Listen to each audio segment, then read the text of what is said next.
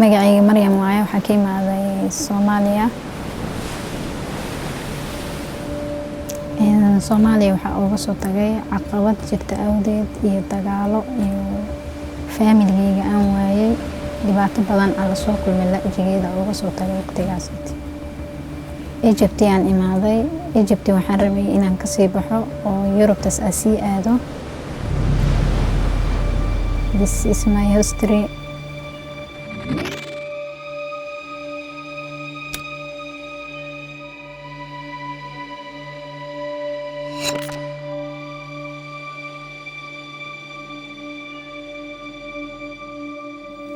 Alexandria markaa tagay aniga iyo saaxiibtay iyo dadkii kale markaas nala socday waxaan ahayn 150 ruux. Doonana la saaray. Doontii ilaa waxay socotay 2 maalmood oo kale ay socotay. Socodkii ay socotay 2 maalmood kadib doontii dib loo soo celiyay. Dib markii la soo celiyay waxaan ilahayaa 400 ruux oo dad ah. fahmaysaa 400 ruux aan nala soo saaray anagoo oo waxaan ahayn 150 ruux waxaan noqonay 550 ruux aan noqonay. 550 ruux aan ku baxnay. Doontii way buuxsantay dadkii ka bateen rakaabkii ka bateen dadkii marka dhinac iskugu bateen. Dadkii dhinac iskugu bateen. Dadkii markay dhinac iskugu bateen doontii way gadoontay. Oo way dhacday doontii.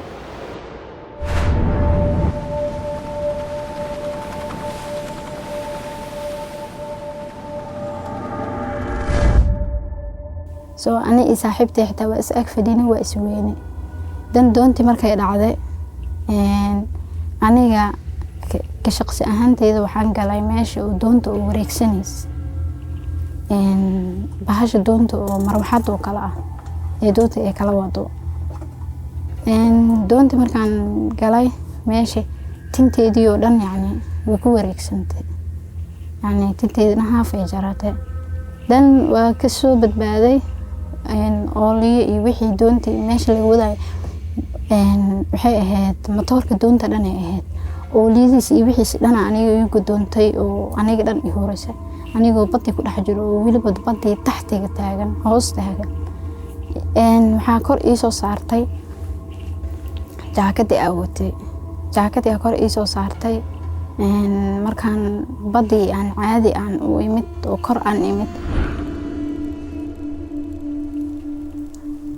waxay arkeen dad kale oo ayagana la saarnaayeen oo kamid ahaayeen masaaridii Suudaantii ajaanibtii kale oo markaas isla tahriibeynay markaas kadib dadkii isla tahriibeynay waxay sameeyeen niman kamid ah waxay doonayeen inay jaakadii iga qaataan jaakadii iga furtaan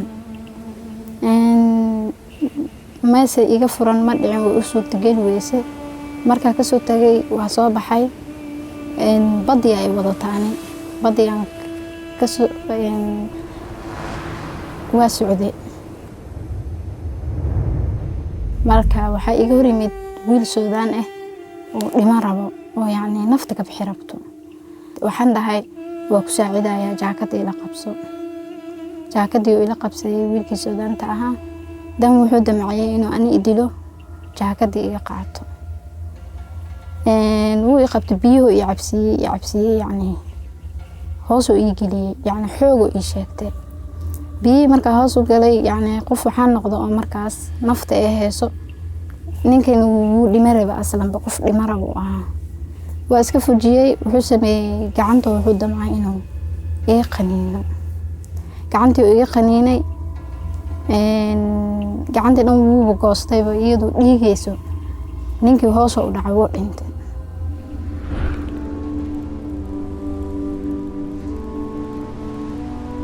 markaas kadib badii ku sii jiray ani bad horta waxa ku jiray 12 saacadood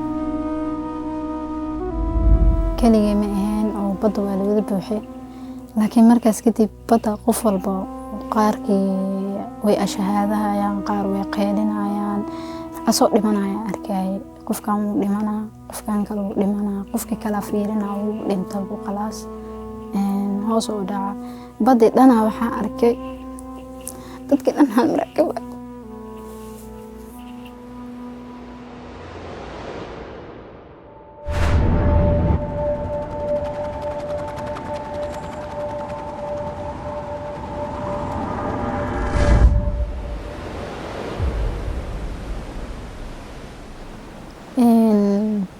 markaas kadib wiil Masri ah ii imaaday oo i badbaadiyay oo qaydiyay wuxuuna wacay doonta dadka badbaadinaysa.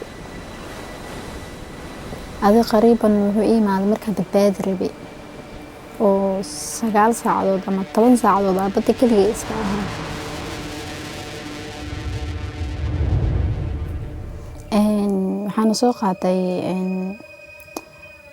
waxaana soo qaaday doontii markaas dadka badbaadi yani doonta dad ma badbaadinaynin laakiin waxay dabaysay dadka malaayga daba ma aragtay kalluunka daba ahayd.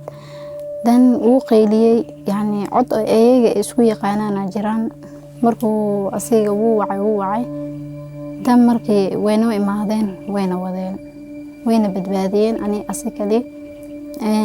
waxay arkeen badii oo dhan oo wada meed ahay arkeen. soo marka shabaqi waxa ku day malaayga ku dabi lahaayeen dadii ku shaqaadayeen. dadkii oo waxaa nala keenay oo wada meedad ah yani agteeda la soo dhigay. dan xitaa waxa ku jirtay saaxiibtii ku jirtay oo ani markaas dhar ani aan sitay ama kofarkii aan watay kofarkii wuu qoorteedu ku dudumnaa kofarkeyga aan dadkii iyada aan isla tahriibayn kamid ah iyada kofarkeyga indhaha uga dada qoraxa jirtay meedka dhan yani saas u safnaa.